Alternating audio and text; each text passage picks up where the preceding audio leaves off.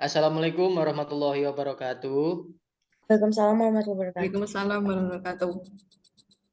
Kami dari kelompok 13 akan mempresentasikan tentang korupsi yang beranggotakan 3 orang. Itu ada Alika Mufida, lalu Martia, dan saya sendiri, Fahriza. Dan materi yang pertama akan dibacakan oleh eh, Mbak Martia. Ya, kita langsung pada pengertian korupsi. Pengertian korupsi itu adalah suatu bentuk ketidakjujuran atau tindak pidana yang dilakukan oleh seseorang atau suatu organisasi yang dipercayakan dalam suatu jabatan kekuasaan untuk memperoleh keuntungan yang haram atau penyalahgunaan kekuasaan untuk keuntungan pribadi seseorang. Menurut Kamus Besar Bahasa Indonesia sendiri, korupsi adalah penyelewengan atau penyalahgunaan uang negara atau perusahaan, organisasi, yayasan, dan sebagainya untuk keuntungan pribadi atau orang lain. Selanjutnya ada 7 jenis-jenis korupsi. Bisa dilanjut next.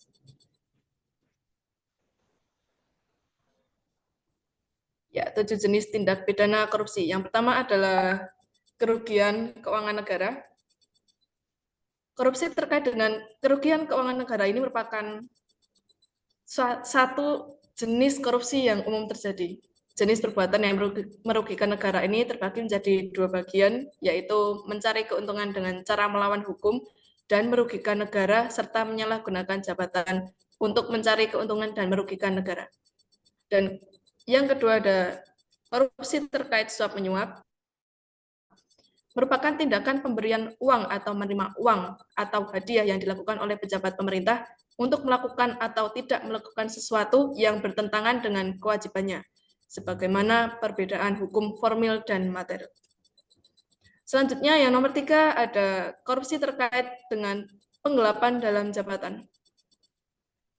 Penggelapan dalam jabatan termasuk ke dalam penyalahgunaan jabatan, yakni tindakan seseorang pejabat pemerintah dengan kekuasaan yang dimilikinya melakukan penggelapan laporan keuangan, menghilangkan barang bukti, atau membiarkan orang lain menghancurkan barang bukti yang bertujuan untuk menguntungkan diri sendiri dengan maksud merugikan negara.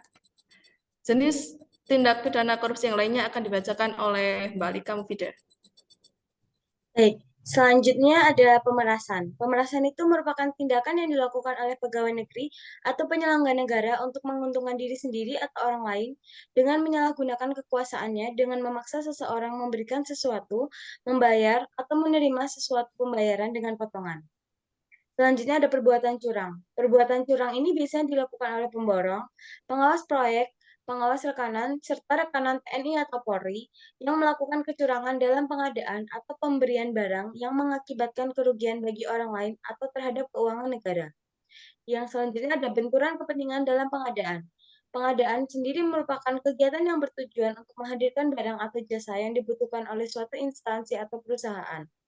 Yang terakhir ada gratifikasi.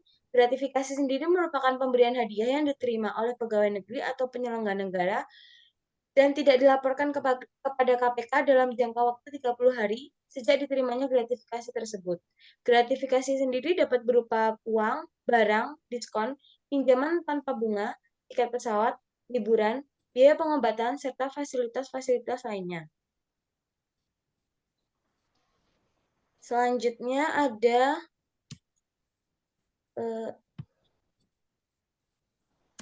faktor penyebab korupsi. Faktor penyebab korupsi sendiri dibagi menjadi 2, yaitu ada faktor internal dan faktor eksternal. Faktor internal sendiri merupakan faktor penyebab korupsi yang berasal dari diri pribadi.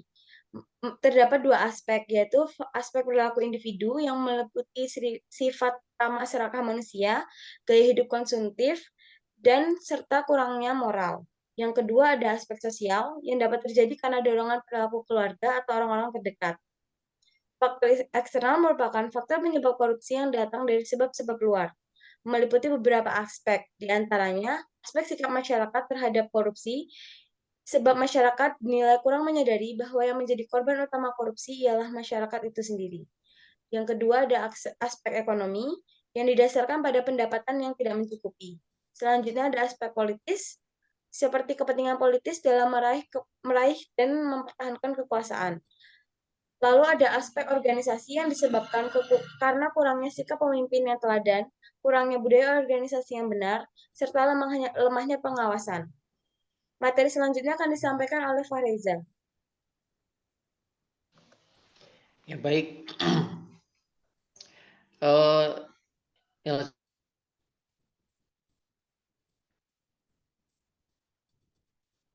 korupsi masih menjadi permasalahan pelik di berbagai negara, termasuk di Indonesia. Indonesia merupakan negara yang memiliki nilai indeks persepsi korupsi yang cukup tinggi. Periode tahun 2014 sampai dengan 2017, perkara korupsi yang ditangani KPK sebanyak 618 kasus. Perilaku korupsi di Indonesia sangat terkait erat dengan dimensi penyuapan, pengadaan barang dan jasa, serta penyalahgunaan anggaran yang umumnya dilakukan oleh pihak swasta dan pegawai pemerintahan. Oleh karena itu, upaya pencegahan korupsi sangatlah diperlukan. Pemberantasan korupsi tidak cukup dilakukan hanya dengan komitmen semata. Komitmen tersebut harus diaktualisasikan dalam bentuk strategi yang komprehensif untuk meminimalisasi tindak korupsi. Upaya pencegahan korupsi dapat dilakukan secara preventif, deduktif, dan represif. Yang pertama ada strategi preventif, yaitu usaha pencegahan korupsi yang diarahkan untuk meminimalisasi penyebab dan peluang seseorang melakukan tindak korupsi. Upaya yang dapat dilakukan itu seperti memperkuat Mahkamah Agung dan jajaran peradilan di bawahnya, membangun kode etik di sektor publik, membangun kode etik di sektor partai politik, organisasi profesi, dan asosiasi bisnis. Lalu meneliti lebih jauh sebab-sebab perbuatan korupsi secara berkelanjutan. Juga penyempurnaan manajemen sumber daya manusia atau SDM dan peningkatan kesejahteraan pegawai negeri. Yang kedua yaitu ada strategi detektif. Upaya ini adalah usaha yang diarahkan untuk mendeteksi terjadinya kasus-kasus korupsi dengan cepat, tepat, dan biayanya relatif murah, sehingga dapat segera ditindaklanjuti. Upayanya yaitu memperbaiki sistem dan tindak lanjut atas pengaduan dari masyarakat, pemberlakuan kewajiban pelaporan transaksi keuangan tertentu, juga pelaporan kekayaan pribadi pemegang jabatan dan fungsi publik di pemerintahan maupun jabatan tertentu. Yang ketiga yaitu ada strategi represif. Upaya ini adalah usaha yang diarahkan agar setiap perbuatan korupsi yang telah diidentifikasikan dapat diproses dengan cepat, tepat, dan biayanya murah juga, sehingga para pelakunya dapat segera diberikan sanksi sesuai peraturan perundang-undangan yang berlaku. Upaya represif itu sendiri ada penguatan kapasitas badan atau komisi anti korupsi, lalu penyelidikan, penuntutan, peradilan, dan penghukuman koruptor besar dengan efek jera. Penentuan jenis-jenis atau kelompok korupsi yang diprioritaskan untuk diberantas seperti kasus-kasus yang besar-besar atau levelnya sudah tinggi. Meneliti dan mengevaluasi proses penanganan perkara korupsi dalam sistem peradilan pidana secara terus-menerus. Lalu pemberlakuan sistem pemantauan proses penanganan tindak korupsi secara terpadu. Publikasi kasus-kasus tindak pidana korupsi beserta analisisnya. Baik, demikian presentasi dari kami kelompok 13. Bila ada salahnya kami mohon maaf.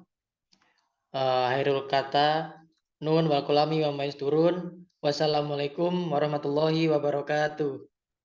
Waalaikumsalam warahmatullahi wabarakatuh.